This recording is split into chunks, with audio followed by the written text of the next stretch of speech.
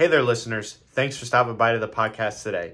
Please, before you're done listening to this episode, leave us a review. If you're on Spotify, you can review now, and you can also review on Apple Podcasts. But if there's any platforms that I'm forgetting about and you can leave us a review, please do so. If you're happening to watch this on YouTube, and if you don't know, you can watch these podcasts on YouTube now, please like and subscribe to the channel and share the episode as well. So thanks for stopping by, everybody, and enjoy the episode. Stay hungry, stay foolish. We choose to go to the moon in this decade and do the other thing, not because they are easy, but because they are hard. I have a dream. Will one day live in a nation where they will not be judged by the color of their skin, but by the content of their character. Hello and welcome back to the Knowledge is Power podcast. This is your host, Max Willett, and today we got another great guest on. So if you want to go ahead and introduce yourself, that would be great. Hi, I'm Ian Browne, Red Sox beat writer for MLB.com. Very cool. Well, thank you for taking the time out of your day to talk to me. I'm looking forward to this. This is going to be awesome. The listeners of the show might know that I'm a huge baseball fan. Greatest sport on the face of the planet. So I'm looking forward to this. So basically, just like we start out with every podcast, let's learn a little bit about you. Let's hear your life story and how you got to where you are now.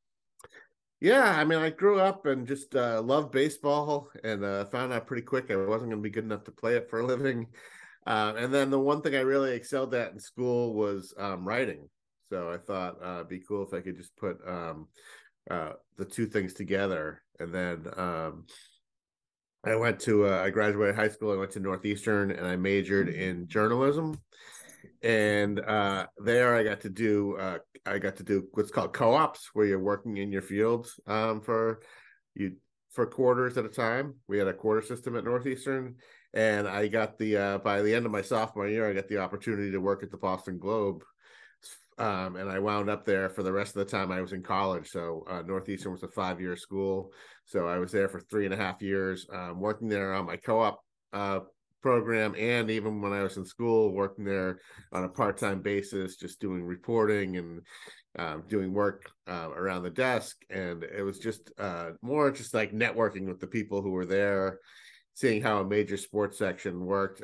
It was just kind of an invaluable opportunity. So that was really the first big thing that happened for my career, was just being able to work at the Globe as a kid for 3.5 years. Very cool. So let's talk about like sort of your high school and college career. Like, when did you realize that you wanted to like get into journalism? Was after, I know you had mentioned that, you didn't think you could play at a higher level, but was there any other aha moment that made you realize this is actually really cool? Yeah, it was just, I used to read the Globe sports page every day. And then I got to a point where like in around 11th grade, I started going to the game. When I was at the games, I would look up into the press box and I'd be like, man, that would be cool to be up there. That'd be a cool way to sort of watch the games and write about the games. So I would say, 16, 17, somewhere around there was when I really started to get focused on it and thought like, this is what I want to do. Very cool. So let's talk about, so as you were up and coming, what did you find the most difficult part of, trying to build yourself up as a writer? Really, the writing was always what came the easiest to me. What was the hardest was like when I first started talking to like pro athletes and stuff. It's just like getting the confidence to sort of talk to them in a way that they can relate to, or they can give you good answers. Because like I find out like, if you're like a little nervous, they're going to sort of feed off that. And if you're not ready for the interview, they're going to feed off that. So just finding a way really to kind of just really be proficient at talking to players. That was my biggest challenge at a young age. Like I said, I think I was always pretty good at the writing, but just kind of building relationships. I was a little shy growing up, so you got to come out of that a little bit and just be a little more extroverted and just find a way to relate to people, because the sports journalism business, really a lot of it, at least when I was coming up, was all a lot about the kind of relationships you can build along the way. Great. Yeah. And who was like the first pro athlete that you met and had to ask questions to that you remember that, you're like, holy crap, like this is so and so? Yeah, very early, I was working for a place called Sportsline USA. It was a website. We were based down in South Florida. It later became what a lot of people know as CBS Sportsline. But the Lakers were playing in Miami, and that was when Magic Johnson was on his comeback tour with the Lakers in '96. And just getting a chance to talk to him, I mean, I idolized that whole Larry Bird, Magic Johnson rivalry when I was a kid, and just getting a chance to talk to Magic, and he was just such a nice guy, and he had actually won that game. I still remember he won it with a skyhook to beat his old coach Pat Riley. That was the 1st time they had ever gone up against each other.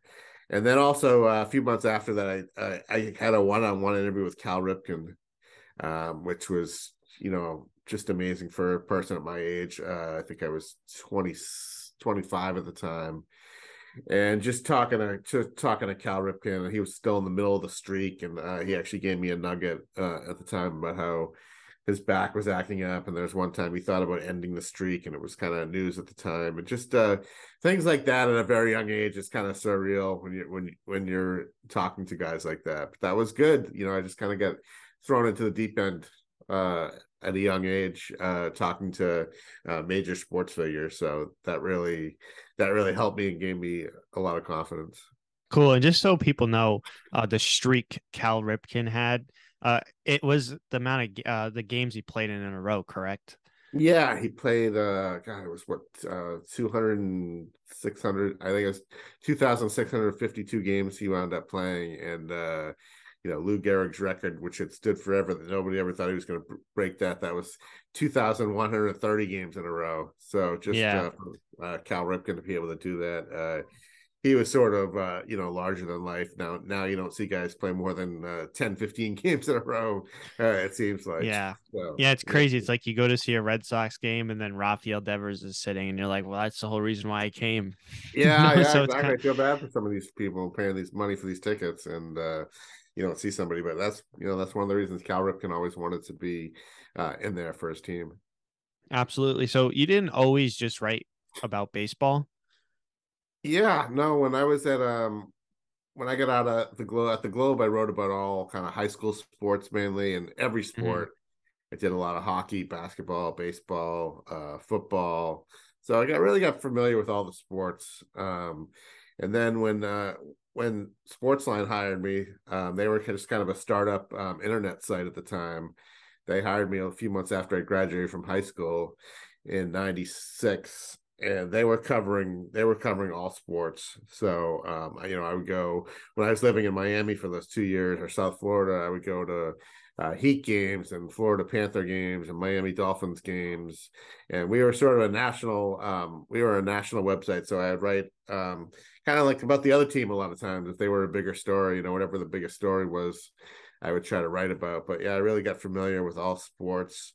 And then a big break in my career came in 1998 when my boss at the time, Mike Kahn, he wanted to move at the time, all of our writers were centralized in Florida, and that didn't seem to make a lot of sense since we were a national outlet. So his idea was to move us around the country, and he knew I was from the Northeast. So he moved me to New York, where I became the one-man New York City bureau chief. And I got to cover the Yankees, the Mets, the Giants, and the Jets, and basically all the the hockey team, the Devils, the Islanders, the Rangers, the Knicks, and just covered a lot of cool stuff in New York. And that was a great sports city to kind of be covering, because there was always something going on. It's just an exciting place to live and to cover sports.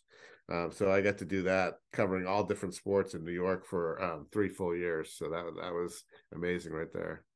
What would you say was the most difficult sport to consistently come up with great content with and interesting content, or were they all just, there's a clean slate and a lot of information to write about?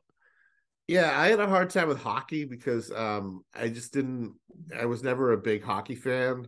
but at the time, my boss wanted me to do a lot of hockey because I was kind of the low man on the totem pole, and we had, it seemed like nobody down there liked hockey very much. Yeah. So I kind of became the hockey guy for a while. So that was a challenge because it didn't come as naturally for me. But I think I did a pretty good job. And I got in the rhythm with it. And the one thing about hockey players, they're all great to talk. Just about all of them are great to talk to. They're very nice guys. So just getting a chance to do that, but I did get this after covering hockey. I think I covered hockey mainly. I was our main hockey guy for 2 seasons. But after that, I got moved to baseball, which was great. That was such a comfort zone for me because I had been watching baseball and following baseball since I was 8 years old. But yeah, so I would say hockey was the most challenging. And Max, you just hold on 1 second. I just want to plug in my. No problem. All right. So which sport did you feel was, the most difficult to talk to the players? Most difficult to talk to the players? That's a great question. I would probably say baseball. Just I don't know. It's hard to learn how to speak the language of these guys. They're not always the nicest guys. You kind of just have to know how they tick, and if you don't ask them a question the right way, they can be real particular about that. But now it's the one I'm the most comfortable with. So yeah, it's funny how it's evolved over time. But baseball at first was hard. Have you ever accidentally upset somebody? Yes, I have a good story. Hold on 1 second. One more. I'm just gonna get my water. Yep. Okay, yeah. So my second year covering the Red Sox was 2003. And I'm in the manager's office in Toronto with Grady Little, who was the Red Sox manager at the time, and all the beat writers. And all of a sudden I start hearing Pedro in the background. It's kind of cursing about this and cursing about that and damn media or something like that. And I had no idea what he was upset about. So a few minutes after the interview with Grady was over, the Red Sox PR guy at the time, Glenn Geffner, came up to me and said, "Hey, just want to let you know Pedro's upset about something you wrote in your article." And at the time, the Red Sox, Pedro had an option year for the 2004 season that the team had not picked up yet, and it became this big controversy. And he really wanted the team to either pick up the option to give him some security for the following year or to give him a contract extension. So they wound up picking up the option.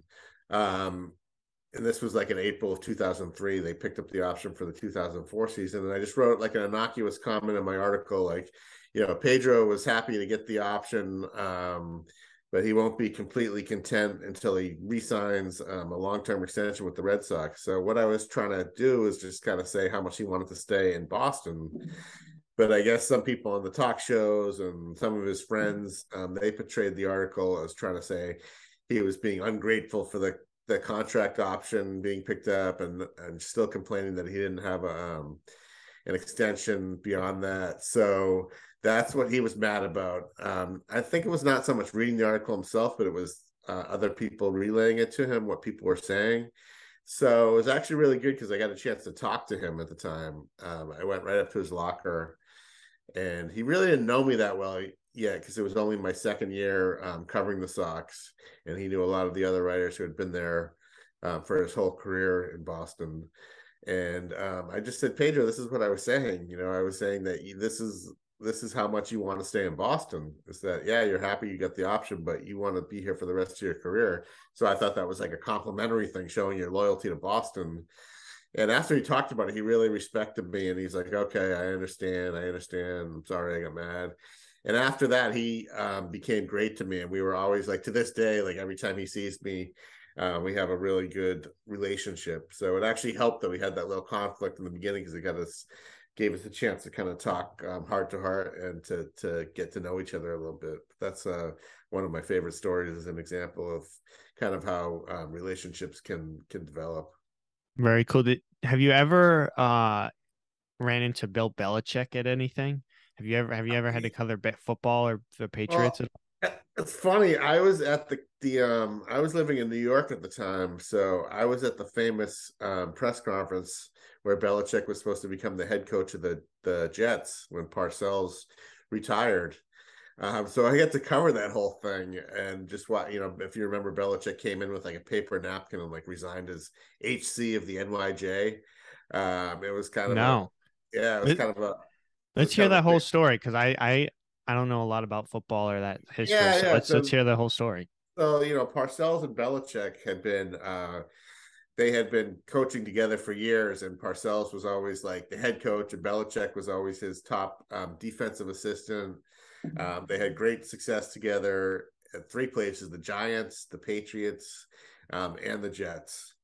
But finally, Parcells was ready to step down as coach, but there was something in the contract that when he retired, there would be a clause that automatically triggered that would make Belichick the new coach of the Jets.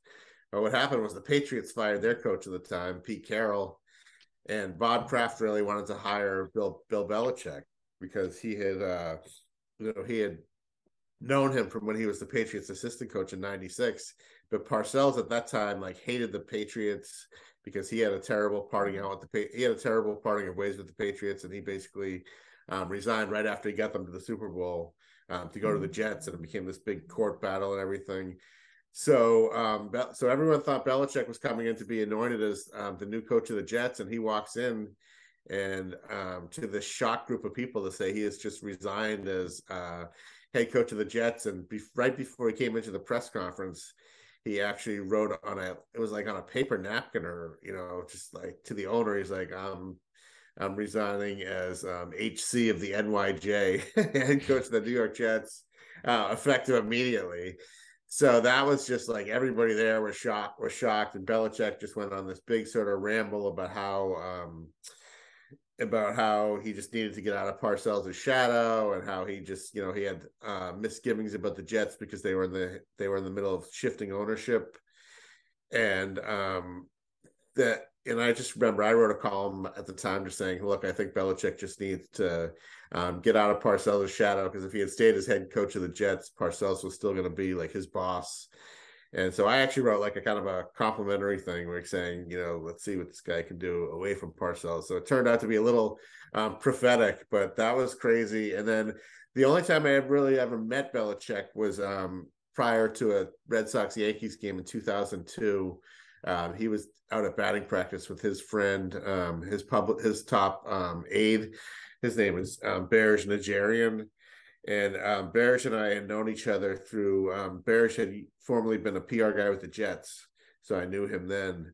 And so Barish introduced me to Belichick, and it was right after the Patriots had won their first Super Bowl against the Rams. It was in February of 2002. But Belichick was super nice to me when I met him. I think because he knew I knew Barish, and I wasn't like a Patriots writer, so I wasn't any kind of threat to him. But super gracious. We had a nice talk for a couple minutes, and so it was kind of cool meeting him, but I've never really gotten to cover him other than that one crazy press conference. I've never really gotten to cover him on a sort of professional basis.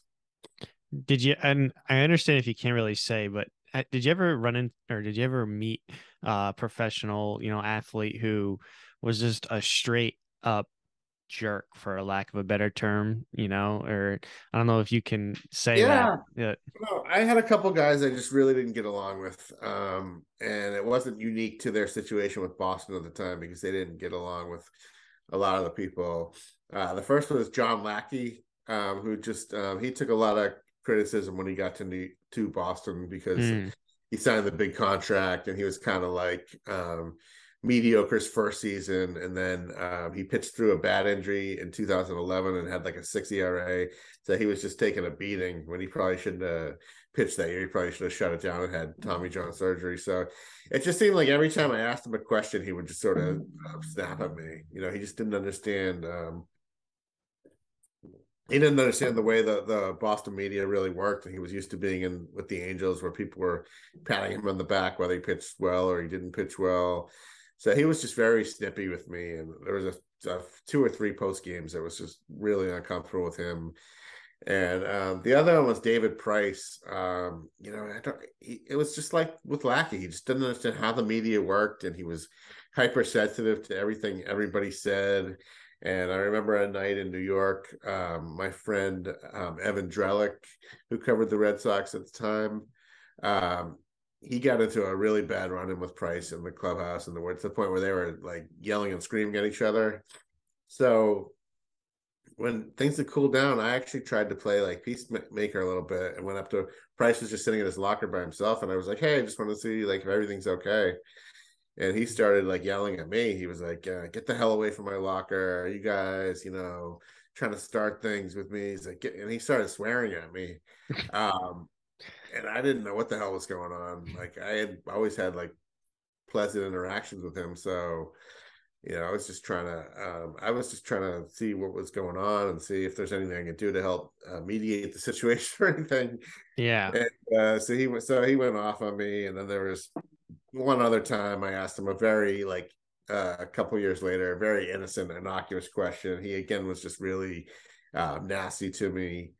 So yeah, I just didn't enjoy covering those two guys. Most of these guys I've gotten along with extremely well over the years. I've been fortunate, man. My relationship with David Ortiz is just tremendous. Like we just have a really great relationship. We always have. Same thing with Pedro and Xander Bogaerts. And a lot of these guys I have a really good rapport with. But I think you just try to build as much trust as you can with these guys, and I've been able to do that with most of these guys. But for some reason, David Price and John Lackey, it was hard to build any trust with them. So you just kind of move on and say, okay, I guess I won't be doing many one-on-one interviews with this guy. But it was fine. Like I said, I've had a pretty good run in my dealings with players. I always remember David Price being a little bit of a diva. Yeah. It's like I remember when he had that run-in with Dennis Eckersley, or something along those lines. Do you think you could explain that situation a little bit better than I can? Because I'm not exactly sure what actually went down. That was really a bizarre situation. What happened was the Red Sox were playing that night. It was like a getaway night where they were taking a flight to Toronto after the game. And they just one of the producers or something Eduardo Rodriguez was on a minor league rehab assignment at the time, coming back from an injury. This was also in 2017, and they just kind of flashed his pitching line on the screen, and it was something like 3 1/3 innings, 7 hits, 3 runs, 4 walks, and Eckersley just said one word. He said yuck.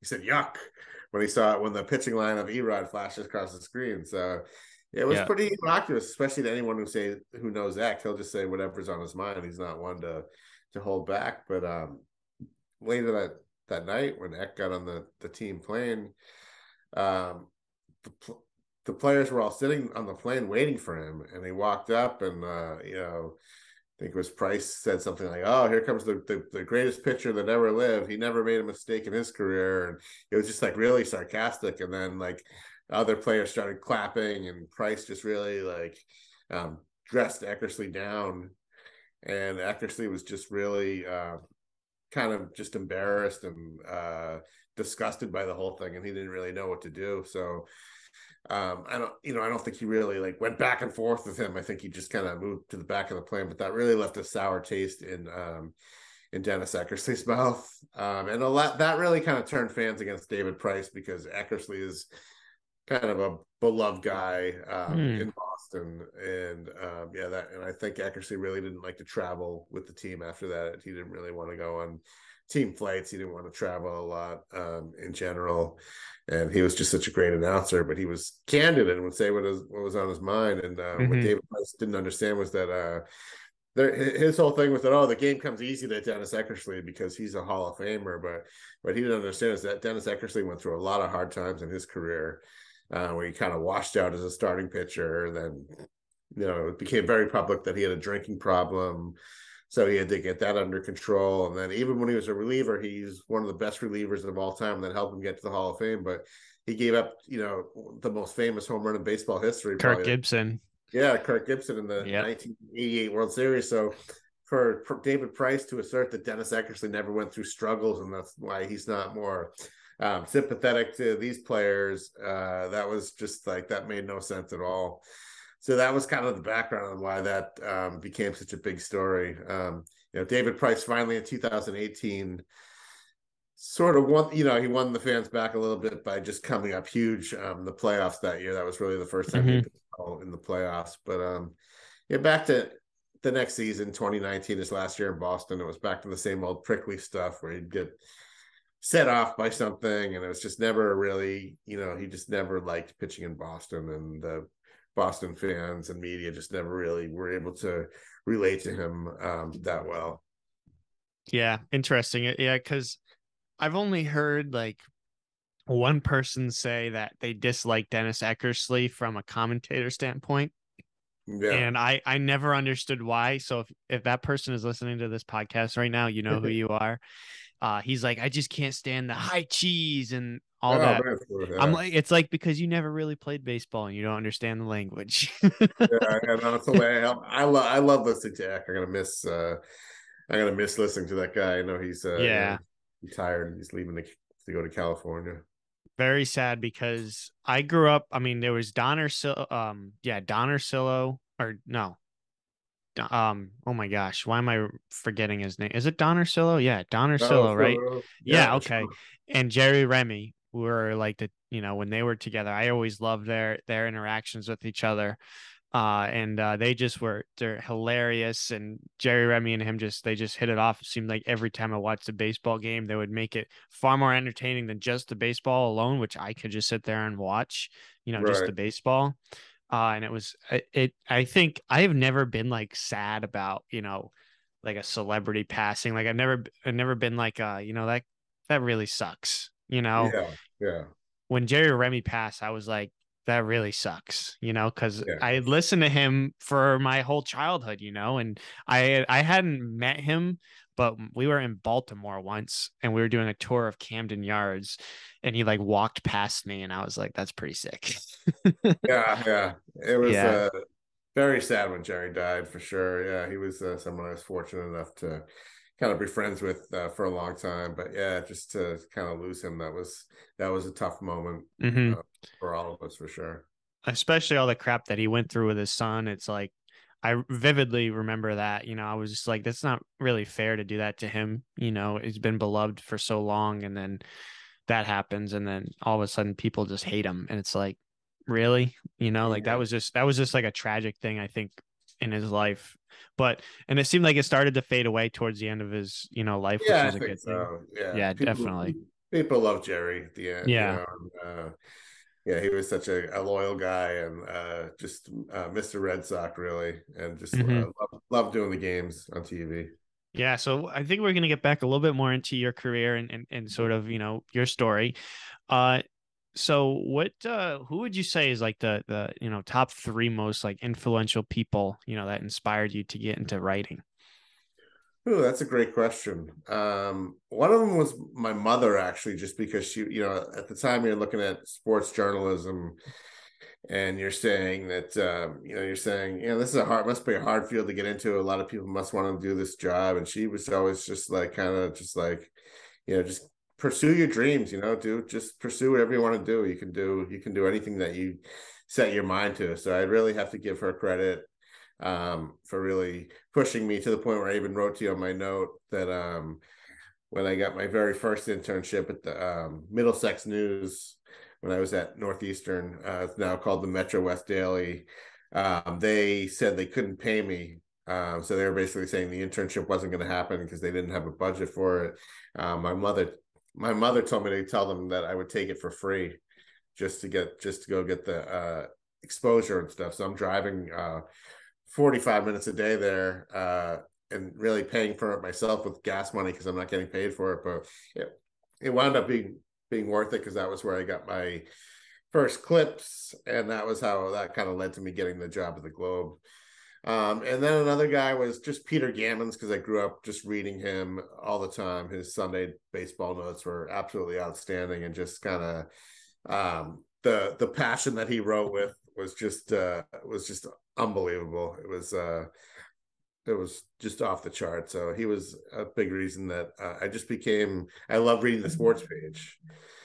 And then I would just say, a lot of the people I worked with at the Globe during my time there, whether it was Will McDonough or Dan Shaughnessy or Jackie McMullen, Nick Cafardo, just getting to know all these people and seeing up close how they worked and just seeing what a cool job it was, but how hard they had to work at it. I would just credit a lot of people for that, and a lot of those relationships kind of helped get me in the business too. Very cool. Yeah. So what would you say is like the biggest myth or the most common myth about, sports writers or in general? Yeah, just I think some people just think we're sitting around eating hot dogs, like having a great time, and it's just like kind of like it's like a fan experience. And it's really not like that at all. You're getting to the ballpark, 3 to 4 hours early a lot of times to talk to players. You're going to the manager's press conference before the game. You're sitting there during the game a lot of times writing, whether it's something breaking that just happened or something from the pregame, and it's really very busy. And you're looking for, it's not the fan experience. You're looking for great storylines, really. Mm-hmm. Good or bad for the team. What's going to make a good story tonight? What can I do that's going to kind of show my readers something or take my readers sort of inside the clubhouse? So it's like any job where you have a boss, you have stresses from your boss, you have deadlines you have to meet. So it's a great job, but I think that just the general perception that you're just, you're just sitting up, like I said, just sitting around and having this great old time, just watching baseball. You spend a lot of time, you have one eye on your laptop and one eye on the game because you're busy stuff. So I think that's just the biggest misconception in all that is just that it's not, it's not just this fun and games thing. There's a lot of work. There's a lot of hard work involved in it. There's giving up weekends with your family, and it can be a pretty grueling travel schedule at times. So I would say that's just the biggest myth, is that I think people think it's just like, I think people think that it's easier than what it is, where it's like any job where it's got its great points, and it's got its points that aren't as great, and it's got its challenges, and it's got its stresses. So I think that's probably the biggest misconception, is just that people are like, oh, that must be cool to just like watch baseball for a living.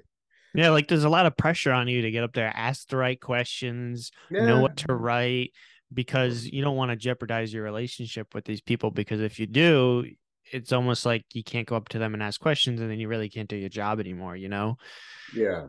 Yeah. So what would you say that you enjoy the most, or what's the most rewarding thing about your job? Well, I just love like covering a big game, like a big like Red Sox Yankees game when both are in the middle of the pennant race, or just like covering the playoffs. You really appreciate that in a season like this when they don't make the playoffs and you're sort of watching the games on TV. Just the adrenaline you get from those games. But I just like the rhythms of the job. It's very structure oriented. You kind of know what your schedule is every day. You know that every February, you're going to get to go to spring training for, over a month and enjoy the nice weather where people are freezing back here. So that's like a great perk to the job right there. But just like the day to day, you don't know what the story is going to be that day. And it's just like a sense of excitement a little bit, because, you just never know what can happen on a baseball field. And I've pretty much, I've seen it all in my time covering the Red Sox. It's been, I just finished my 21st year covering the Boston Red Sox for MLB.com. And with the Red Sox, there's always something fresh and new. Each year, each day takes on a kind of a story of its own. So just, I just like the excitement of it. And there's so much interest in it from fans, the interactions on Twitter, that people are very interested kind of in what you're doing out there. Would you say baseball is on the uprise in terms of popularity as of recent compared to other sports? It's hard to say, because I think they're in a transition phase right now where they're trying to make some rules that will appeal more to the younger generation. So I think the younger generation, I think there's a lot of baseball fans out there, but I think they consume the game in a different way than they used to, where they're consuming it through highlights and Instagram and Twitter, and not just sitting down and watching baseball and taking in every pitch like fans like I did when I was a kid. So I think baseball is in a transition right now, and there's new rule changes coming in next year. The pitch clock, no more shifting. bigger bases to encourage more speed. And so the game's just, they're trying to generate more action, I think, for the younger fan and the older fan. Because I think a lot of people have gotten bored with a lot of the analytics that have sort of taken over the game last few years. So I feel like it's in a transition period, but I do still feel like there's a lot of young fans who do love baseball, and it's just a matter of how they're going to consume it as time goes on here. I'll tell you what, when it comes to analytics, it seems like with every sport, they've just been consumed with numbers, and the feel and like that gut, the gut feeling that players get and coaches get is just sort of been lost. It like the natural talent of just knowing what change to make, who to pinch hit for, who to put in in a specific situation. It's like, all right, you got to put the lefty in. That's what the stats say. You got to put him in, instead of, I'm just not feeling it. I got to go with this guy. Yeah. And it's kind of sad because I'm a huge believer in that. I think analytics have a time and a place in a game. I think it could help with like a slight plan, the game plan. Everybody goes, even if you don't have analytics, you have a game plan of what you're going to do. But it's not just baseball. I just feel like it's been with other sports as well. And it's sad, I think, because it just takes a human element out, Yeah, for sure. Like I think, they've gotten too crazy with it, too much. The shifting was cute at first. They used to always shift David Ortiz when he was at the plate, and Joe Madden with the Rays was like the first one to really do that, where he had a bunch of guys on the right side. But what year was that? What year did you first see the shifts? Yeah, I think it was 2005. I want to say when Madden started managing the Tampa Bay Rays, and that was when you really, or maybe it was 2006, somewhere around there, and that was when you really first started seeing it quite a bit. Mm-hmm. But then it just got carried away, where it's like every single batter is getting shifted now. Yeah, and it's just like all these plays that would have been hits. You're just like, your brain tells you something should be a hit that's being fielded in medium depth right field for a ground out. That's just, to me, that's not baseball. And I think agreed. That shifted too much. Yeah, and for those of you that aren't that familiar with the sport of baseball, basically, you have your basic infield. You have two players on each side of second base, to the left side and the right side, and a lot of times you might have righties or lefties that tend to pull, and it just makes more sense to put more people on the side of the field where they hit the ball more, so they will set up shifts, to stop the ball from getting into the outfield or getting a base hit or something like that, and keep runners off the bases. And it takes a lot of hits away from people that are players that aren't really that great at hitting the other way or hitting around the shift. Yeah. David Ortiz was definitely one of those people. You almost think that, if they didn't shift at as much, how many more hits would he have had? How better would his on base percentage be, even though it was already incredible? Some players, it's like, you can't catch a break. Baseball's already difficult enough, 3 times out of 10. And that's when you're really good. And now you're getting really good line drive hits to right field, and then they're gone. You know?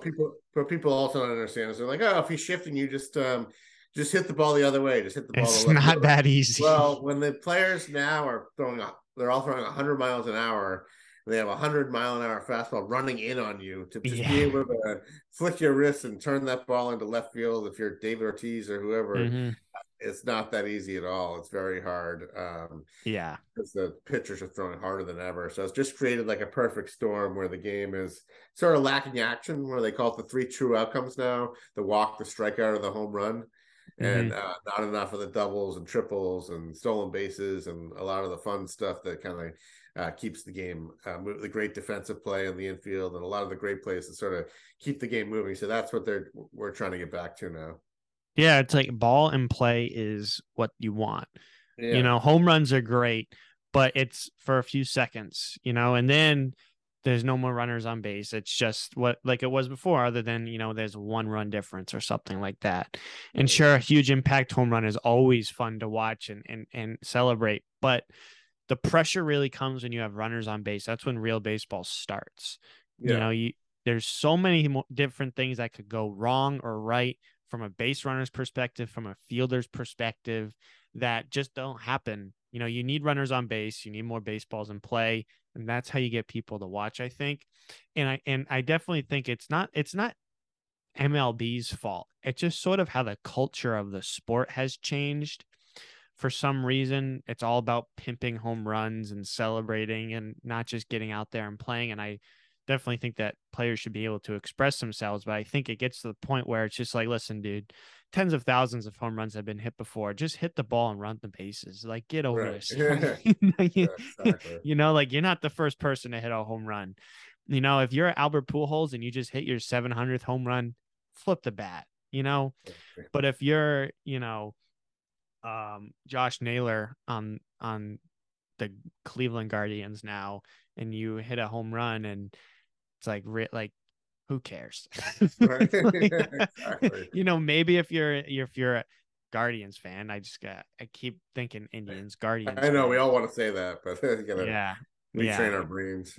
I know. I wish they came up, like, Guardians is kind of like a bland name. I feel like they definitely could have came, just like with the Washington Commanders. It's like, Yeah, that's a little weird. it's, Yeah. yeah, it's like, it's not like the Yankees or the Red Sox, Right. you know, Yeah. even like the Dodgers and the Cardinals. Like, the Cardinals is like generic because obviously there's a football team too, but it's better than, that's like something you've seen a video game, like the Yeah. Guardians or the Commanders, you know.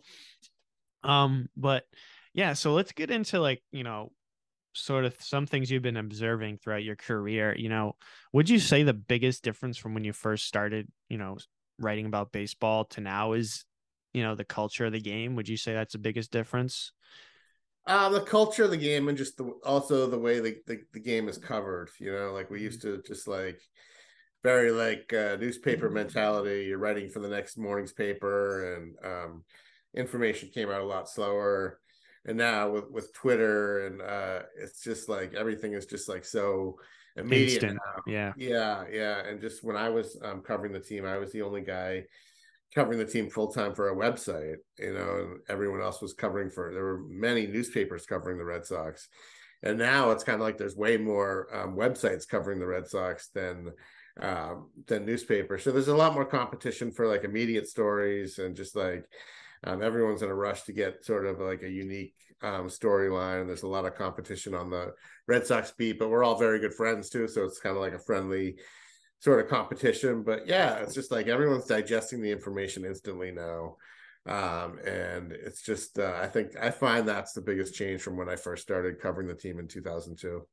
So obviously you guys, you know, as like a traditional sort of newspaper, or, I mean, you work for MLB now, technically, correct? Yeah. Yeah. I work for Yeah. MLB.com. So how have you seen like other people in the media sort of try to, or even MLB yourself, try to compete with all these people on YouTube, analyzing the Red Sox, just getting up there on their laptop and recording Yeah. themselves? How have you guys tried to compete with these Yeah, I mean, channels?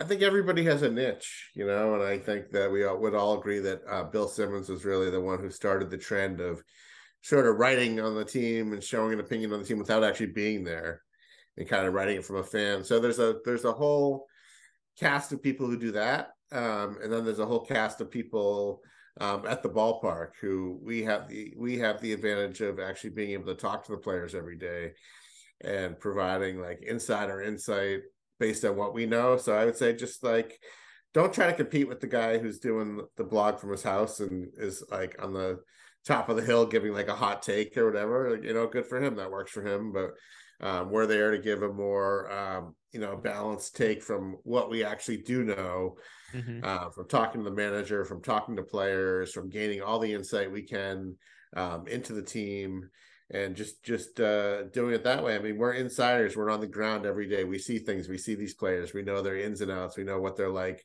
We know what their routines are. We know what their nagging injuries are that might be kind of preventing them from playing as well as they can. So we're just kind of sort of acting as a conduit, I think, to the fans, and taking them inside the clubhouse and just basically telling them what we know, and sort of advancing it with our own analytical bent on it, and just trying to give as wide-ranging a coverage as possible, and not really worrying about you know, everybody who's blogging or everyone Mm-hmm. who's podcasting, because like you said, there's so much of that there, and that was not there when I started. There was maybe one or two people who were doing a podcast at that time, and now it's just like it's just 2 hundreds. million active podcasts, I think, available right now on like Spotify and other platforms. It's crazy. It's crazy what that medium has done. So it's just, I think a lot of people like different things. So we just all try to, I think there's still people who like to read about the team and find out, what's going on. Yeah, so it's more of, not necessarily trying to compete, but just a different way to consume what's going on, essentially. Yeah, I think there's a lot of different ways to do this, and I think that fans like to have the traditional and non-traditional ways of covering the team, and it's all a matter of what that individual fan might like. Yeah. So if people listening to this live in New England or the Massachusetts, Rhode Island, even like New Hampshire, Connecticut area, you're familiar with WEEI. So obviously you've been around, and have you ever been on WEEI? Like as a, yeah. I actually go on there quite a bit. I do a lot of, especially during the pregame show, they have something called the Clubhouse Insider, where they ask, they kind of get the nuts and bolts on what's going on that day with the team. So I've been on that quite a bit. Been on some of their talk shows as a guest back in the day, and so I bounce around on different radio outlets doing guest appearances. Even get to go on MLB Network here and there to kind of talk about the Red Sox. So that's the other thing. There's a lot more multimedia component to the job now than when I first started. So MLB Network's a really interesting perspective, because it's coming right from MLB. It's not WEI covering MLB. It's not the Boston Globe. It's MLB covering MLB. So did MLB Network, it was created in like 2009, right? Something like that. Yeah. Okay. I don't know why I knew that, but I did. But it's really interesting channel. So if you want to, kind of expand and talk about MLB Network, and because you were there before it and now you're there currently, has MLB changed at all, due to it? I just think that it's created an opportunity for fans to just really soak in the game all day. Some people have this on. I mean, I'm surprised sometimes when I hear how many people watch MLB Network. A lot of people, and kids too.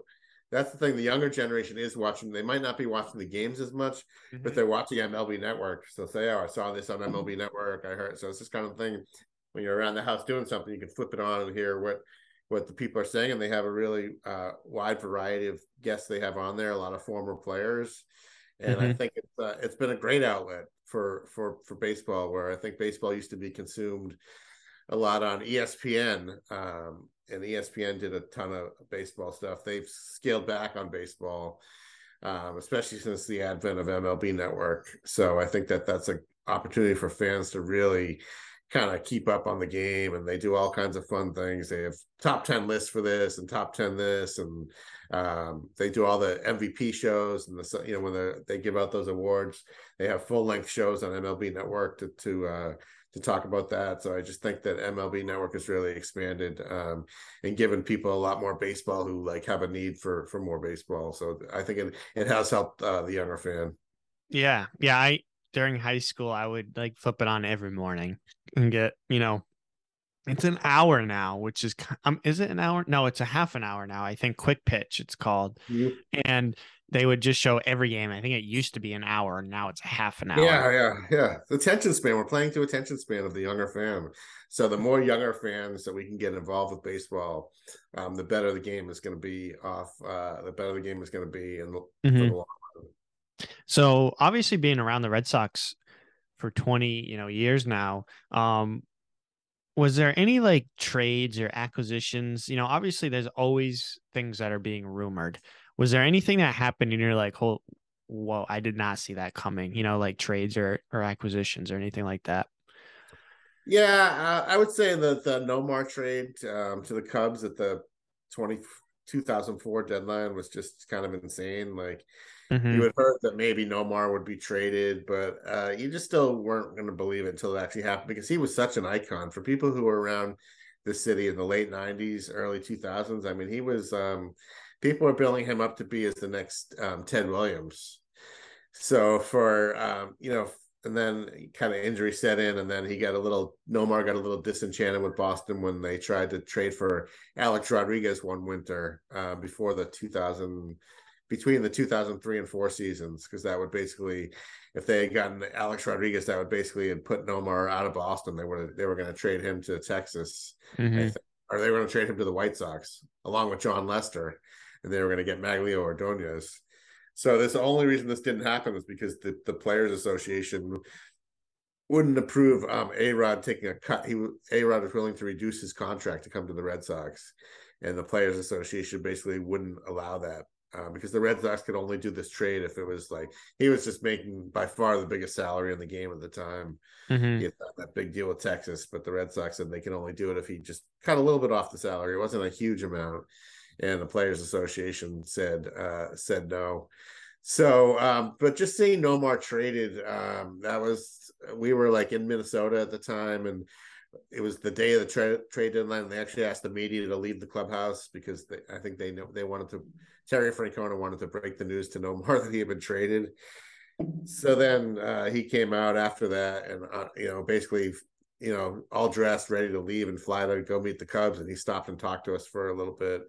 It was pretty emotional about it, but that one was wild, especially because one of the guys they traded for was Doug Minkiewicz, and they were playing the Twins in Minnesota at the time. So Minkiewicz just walked down the hall with his Twins gear and was like, "Okay, I'm on the Red Sox now." And he played that night for the Red Sox, and I remember he got a big standing ovation in Minnesota. But so that was one of my craziest days on the Sox beat, was the day that Nomar Garciaparra I remember Johnny Damon saying that we traded away the franchise, and at the time they got Orlando Cabrera and Doug Minkiewicz and Dave Roberts were the 3 players they got back. None of them were having spectacular seasons.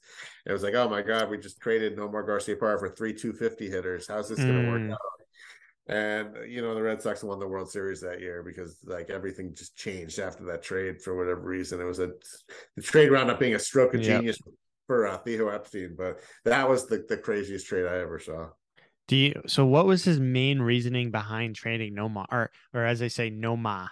Yeah, Nomar. There are a couple reasons. The first was that I think Nomar really did get disenchanted with the Red Sox because he was like the face of that team, and then all of a sudden when new ownership came in and Theo Epstein was leading the front office, they weren't as enamored with him as the previous ownership, and some of his defensive metrics showed that maybe he was starting to slip on defense a little bit, and he was also more injury prone at the time. So Theo Epstein said at the time that the fatal flaw of our team is our defense in 2004. So by trading Nomar, they got Orlando Cabrera, who was an excellent shortstop. They got Doug Minkiewicz, who was an excellent first baseman. And then they made a separate trade where they got Dave Roberts, who was very fast, and the Red Sox didn't have a lot of fast runners. And he had a stolen base that October that might be the biggest in the history of baseball. So just the trade wound up. People didn't necessarily totally understand it. I think a lot of the fans were fine with trading Nomar because they understood the situation of, that the dynamic just wasn't as good between Nomar and the Red Sox at the time. But I think people on paper were like, that's all we got for Nomar Garciaparra. So I think people were skeptical, and they went like 500. They went like 500 or something the first 10 games after the trade, and after that they just took off and became like the best team in the world for the rest of the season. So it became a fascinating trade, really. And the funny thing is that Cabrera, Minkiewicz, and Dave Roberts were all gone from the Red Sox by the end of the 2004 season. But while these 3 guys were there in the span of 3 months, they kind of helped Boston win its first World Series since in 86 years. So let's were you on the field or you were at Fenway in 2004 when the Red Sox were down 3-0 to the Yankees? Yeah, that was crazy. That was I want if you could talk about that a little bit, but first I want to set the tone for people, because I get listeners of all backgrounds, and some of them aren't really into baseball, but this is huge. So for those of you that don't know, Red Sox hadn't won a World Series since, what was it, 1919? 1918, yeah, that was 1918. Curse of the Bambino. Babe Ruth gets traded to the Yankees, and apparently he cursed the Red Sox, and they went 86 years without winning a World Series all the way up to 2004. And in 2004, it seemed like it was going to be another year where they weren't going to win because they got to, I believe it was a CS with the Yankees, down 3-0. It's a best of 7 series, just like many other sports playoffs. And this was a series to get into the World Series, and they had just lost a game 19-8. Yeah, game 3. Yeah. So now that I've talked about it a little bit, if you could talk about, the atmosphere, what was it like in 2004 on that day? Yeah, it was just kind of like, wow, I can't believe this. Everybody from players to media to fans, it was just like this Red Sox team in 2004 looked like the one that was finally built to beat the Yankees. They got Curt Schilling in the offseason. They got Keith Foulke to be the closer. They got these 3 guys we just talked about at the trade deadline, and they really had a swagger against the Yankees. And just for them to, the reason the whole series started so badly was because Curt Schilling had really injured his ankle, beating the Angels in the first round, but he tore a tendon in his ankle, so he tried to pitch through that in game 1, and just the Yankees squashed him. So I think that was a psychological blow to the Red Sox. And then they lost a tight game with Pedro pitching in game 2. And then game 3 in Boston, Bronson Arroyo pitched and just didn't have it. And the Yankees beat them 19-8. And you're just like, okay, now it's just like, can they save face and not get swept? Because this is just terrible. That after in 03, if you remember, they came 5 outs from getting to the World Series. And that was when Grady Little left Pedro in too long. The stats all documented that Pedro would fade after 105 pitches in 2003, and Grady, for some reason, left him in, and he blew a 3-run lead. So that was a crushing loss because they thought they were going to the World Series in 2003, and just to come back again in 2004 and look like you were going to lose again, it was just like the Red Sox are never going to beat the Yankees. It just became like. So that was, I think that, like I said, everyone was just like, oh, can they save face and win one game? But Kevin Millar, the clips are famous. They're all over YouTube and the internet now, where he was just like saying, don't let us win tonight, because if we win tonight's game, then we have Pedro pitching game 5, Schilling pitching game 6. Anyone can win game 7. And Millar turned out to be a prophet because they found this way to win game 4 with Derek Lowe pitching. And Derek had been taken out of the starting rotation because he was pitching so bad late in that 2004 season, but he found a way to keep them in the game. The bullpen found a way to keep them in the game. They're still down by a run with Mariano Rivera, the best pitcher of all time, pitching in the 9th. And Millar gets this walk, and Roberts pinch runs for him and steals second. And then Bill Miller, the underrated hero of game 4, drives him in with a single. Game's tied up. Fenway is just gone crazy at this point. You would not know the Red Sox are down 3-0. And 3 innings later, Poppy hits the walk-off homer, and the play.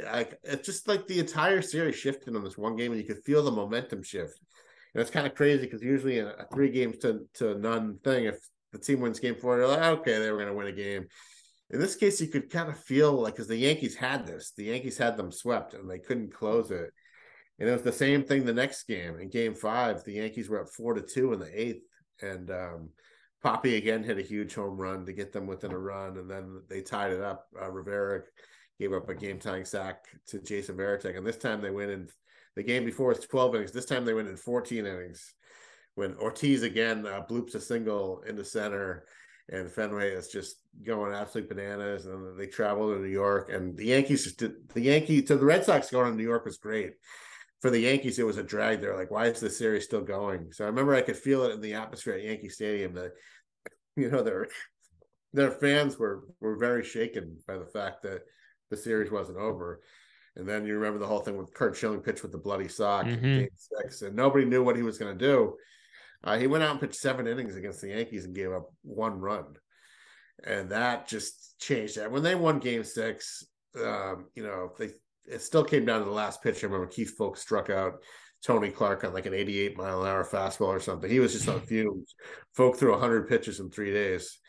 And he was just on fume, but he found a way to get Tony Clark. And then just for the Red Sox to be going to game 7 at that point, you're like, all right, now they have the chance to avenge what happened last year. Now they're back in game 7. And that was just crazy. And then they just killed him in game 7. Johnny Damon went off. Grand slam. He hit a grand slam in the 2nd inning, and then he hit a 3-run homer in the 3rd or 4th inning. And it was just a rout, and he just couldn't believe it because it's the only team that's ever come back from 3-0 in baseball. In Nobody's done sports history, it. In hockey, right? it's happened. In hockey, And it's in happened. hockey, okay. Yeah. But nobody's done it before that. Nobody's done it after that, and it's still just this unbelievable thing. And that was the team to do it, because that team, of all the teams I covered, that team just had so much character and so much swagger. They were loose all the time, whether they were in a winning streak or a losing streak, and that was the mentality you needed at that time to break that curse in Boston. And then what I found, Max, is that after they won in 04, winning became a little contagious for the Red Sox, where they went from this franchise that felt like they were going to lose when the situations got tight to all of a sudden they felt like they were going to win. And the fans kind of got behind that, where the fans used to have kind of like a fatalist mentality, and they really got behind it. And, they and now, they won those 4 World Series within 15 years. So it's unbelievable, just the turnaround, how 2004 kind of changed the whole mentality. Yeah, very cool. Thank you for sharing that. And yeah, amazing. I'm sort of spoiled as a Red Sox fan now, because born in 2001, so all I've known is World Series, so I'm very spoiled. So I'm very lucky to be alive now, because it's just crazy. The baseball for me is an amazing sport, and I love it so much. But yeah, that's crazy. I couldn't imagine what it was like. And so obviously from 2003 on to 2004, the Red Sox got a different manager in Terry Francona. So did you have a relationship with him at all? You mean before he got to Boston? Yeah, like just in general. Like, yeah, did you know him? Yeah. Great relationship. Yeah. I knew Terry just a little bit from my CBS Sportsline days, where I would go to a Phillies game every now and then when he was managing them. But I just knew him really offhand. But we just clicked right away when he got to Boston. I really enjoyed the interaction with him. Just a great guy. He trusts you. There's nobody more fun to talk to than Terry Francona. He just has a great sense of and perspective on baseball, and just has a perfect mentality with the players.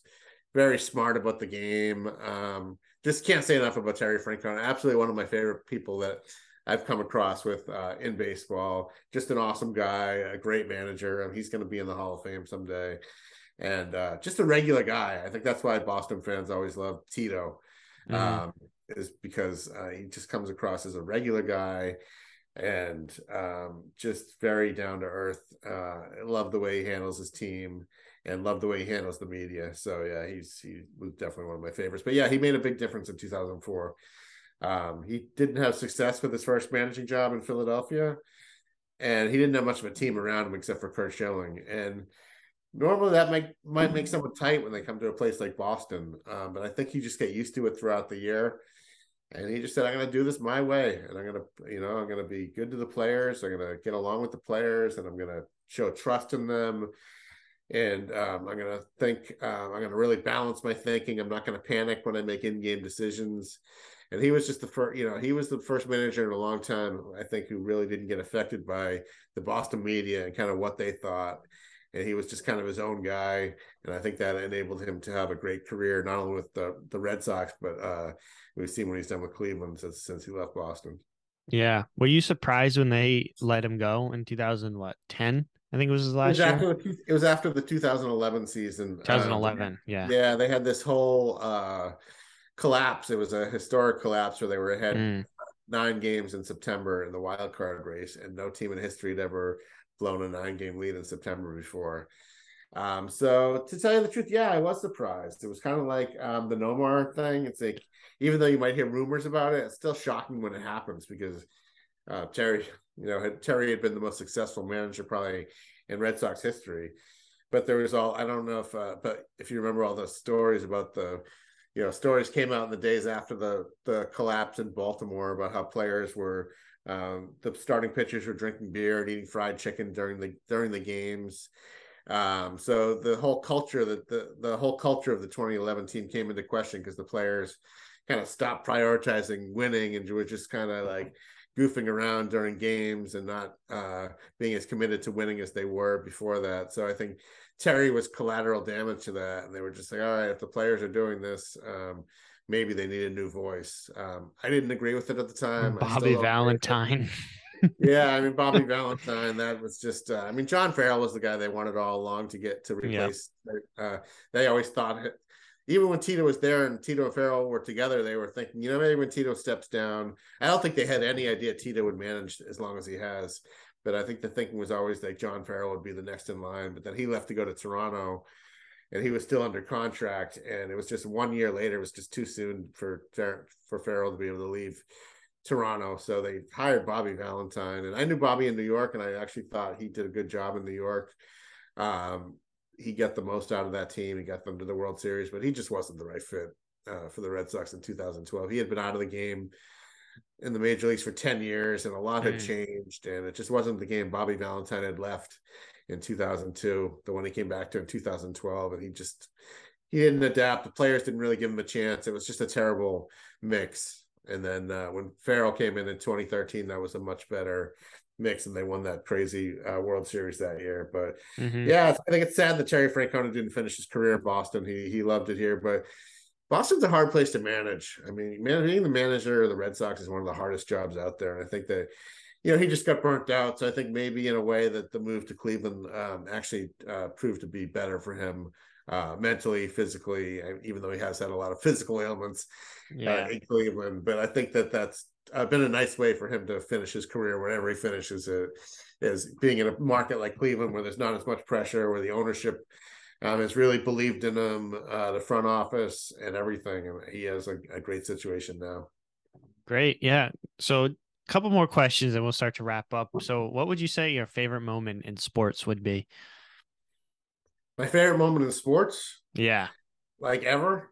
Ever. It doesn't have to be baseball. It could be anything. Yeah. I mean, I would say the Patriots beating the Rams in the Super Bowl in 2001, because nobody gave them a chance. I mean, the Patriots have been a losing organization all the time, and I just remember the euphoria as a sports fan, not somebody who's covering it, but just a sports fan covering that. Now, if I wasn't covering the Red Sox at the time, I would say that 2004 ALCS would have been my top moment ever. But when you're covering, it's different because you have to be objective, so you're just kind of following the storyline. You're not getting too up and you're not getting too down. But that Patriots thing in 2001, I was able to just sort of I'm not covering it as a writer. I'm just a Patriots fan. And just the magnitude of that upset. So that to me was the craziest thing I ever saw as a sports fan. But covering sports, yeah, definitely the Red Sox Yankees 2004 ALCS, because we might never see something like that again. Seeing them come back from 3 games to none, and also great moment. The David Ortiz grand slam against the Tigers in 2013. Yes. I mean, the Sox Dave O'Brien's call on that gives me chills. David Ortiz. Oh my God. And Joe Buck was just horrible, like he always is. But no comment on that one. But yeah. as far as Big Papi, they're down 5-1 before to go in the game. They're about to go down. I remember that. They're about to lose 2 straight games in Boston and then have to face Justin Verlander in game 3, down 2-9. And Papi hits this grand slam that just sends Torrey Hunter sprawling into the bullpen. It sends this bullpen cop putting his arms up like this, like in a victory sign. And it was just a crazy, iconic moment, probably the signature moment of David's career. And that to me was an all-time moment to cover. Gives me chills just remembering it. Yeah, it was just phenomenal. Yeah, you couldn't never homered off Benoit in his career. Yeah. McCarver said it right before the pitch. Yeah, and then craziness. Yeah, that was awesome.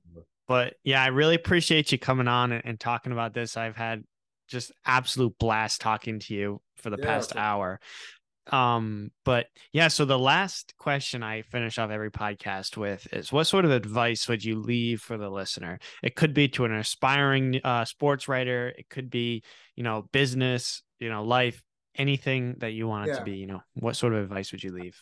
I would say, make as many connections as you can. I think that is something that's applicable in all industries, is just meet people in the field, find a way to meet people who are in the field.